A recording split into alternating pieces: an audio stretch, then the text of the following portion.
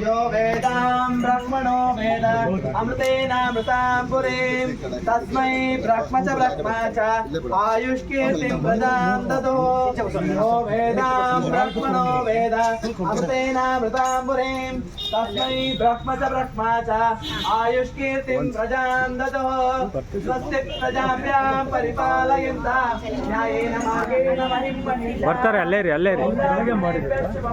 ಬರ್ತಾರೆ ಅಲ್ಲೇ सुखिनो भवन्तु आकाशदेवताभ्यो नमः मन्त्रपुष्पाञ्जलिं समर्पयामि राजाधिराजाय प्रसख्य साहिने ಋಣಗಳಿರ್ತದೆ ಋಣದ ಅನುಬಂಧದಿಂದಾಗಿ ನಮಗೆ ಎಲ್ಲ ರೀತಿಯಾದಂತಹ ಸುಖಭೋಗಗಳು ಪ್ರಾಪ್ತವಾಗುವಂಥದ್ದು.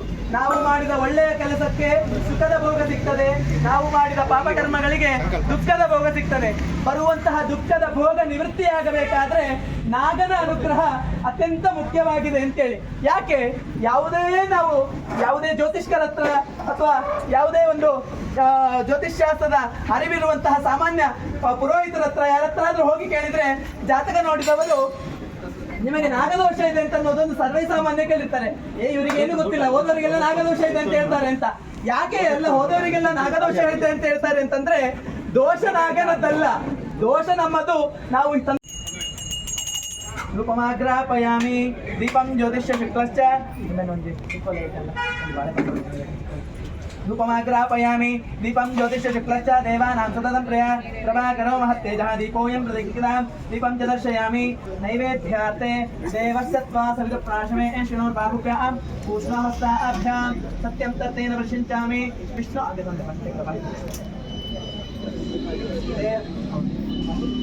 देवस्य त्वा सवितप्राशमे शिनोर्बाहुभ्यां पूष्णहस्ताभ्यां ओं भूर्भुवस्वरं पुरदस्ताविता नानाविध फलमहानैवेद्या ओं भक्ष्यादि महानैवेद्यानि निवेदयामि प्राणाय स्वाहा मपानाय स्वां व्यानाय स्वमुदानाय स्वमानाय स्वा महानैवेद्यं निवेदयामि दर्शनप्रसादं समस्त